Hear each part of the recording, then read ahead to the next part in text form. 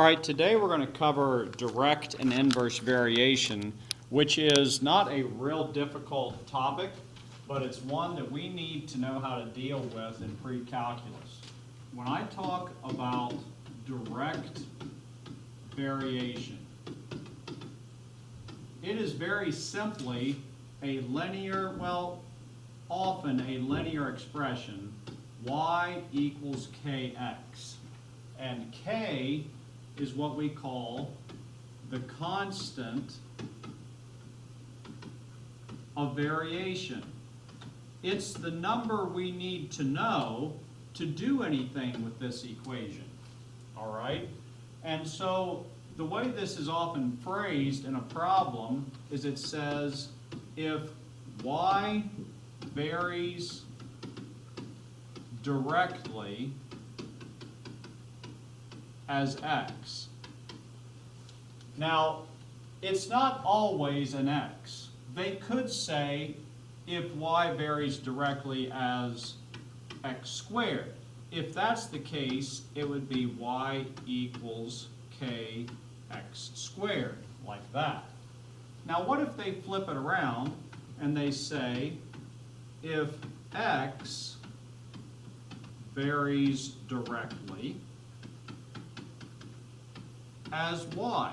What if they do that? Well, you just change your order in your expression. Then you would say x equals k times y. Now, let's see how easy one of these problems can be. Let's do an example. If x varies directly as y, and x equals 32 when y equals 10, find x when y equals 5. Now this looks a lot like a proportion type problem, which is why this constant of variation is often called a constant of proportionality. Proportionality, all right? This constant k, all right? So let's look at our problem here. It says if x varies directly as y, which means my equation is going to be x equals k times y. And then it says x is 32 and y is 10. Well, let's plug them in so we can find out what k is. So I put the 32 in for x, and I put the 10 in for y, and I need to find out what k is.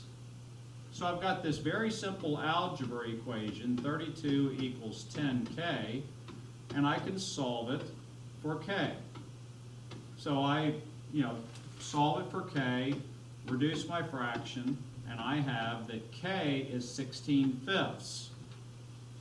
Now I can go back to my original statement and I can put in this k that I just found, the 16/5.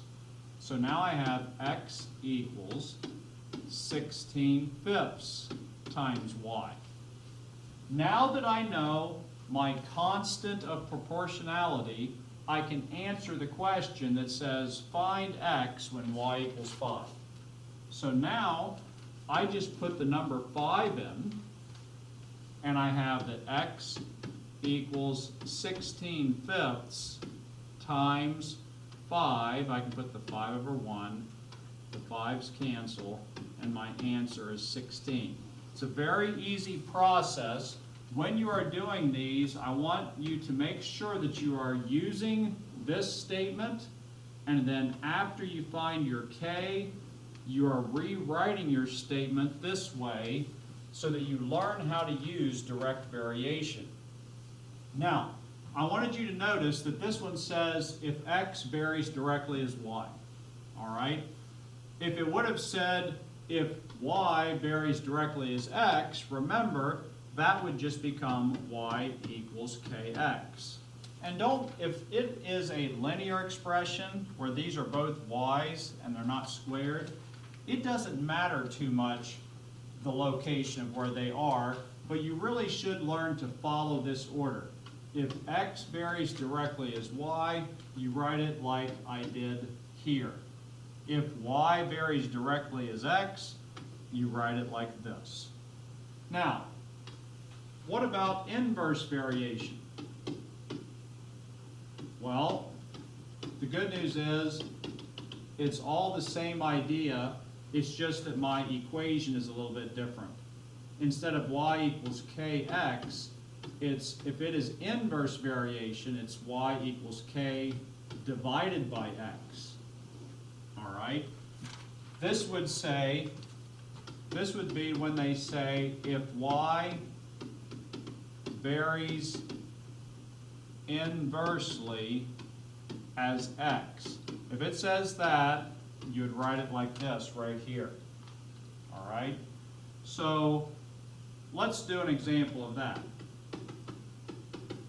If y varies inversely as x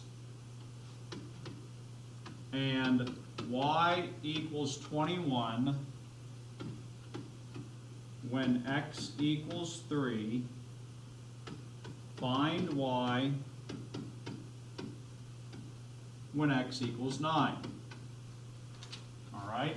So once again, we're going to start with our base formula, which is y equals k divided by x, because it said if y varies inversely as x. So this is our setup right here. Now, just like we did on the last problem, we're going to plug in our pieces of information so that we can find k. So I put 21 in for y. I put 3 in for x, so this is k divided by 3. And I solve this thing for k. So I'm going to multiply both sides by 3. So my constant of variation or proportionality is 63. So now I rewrite my equation as y equals 63 over x.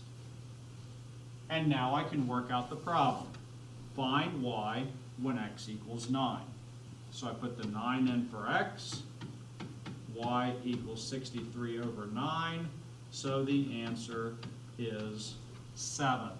And all of this works with word problems as well.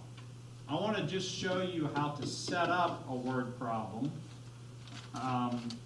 Let's say that we're told that time varies inversely as speed. Okay, a word problem. And they say a trip takes 3 hours at 60 miles per hour. How long does this trip take at 45 miles per hour? Well, my statement up here says time varies inversely as speed. So that would translate into t equals k divided by s. All right? It's all the same as the last problem. We're just translating with some different letters. So then we plug in like we did before. The time is 3, so that goes in for t. The speed is 60, so that goes in for s. I solve this thing for k, multiply both sides by 60. So my constant of proportionality is 180. I rewrite my equation as t equals 180 divided by s. They ask how long does it take at 45 miles per hour. So I put the 45 miles per hour in for s. T equals 180 divided by 45. So the time is 4 hours. And we will stop there for today.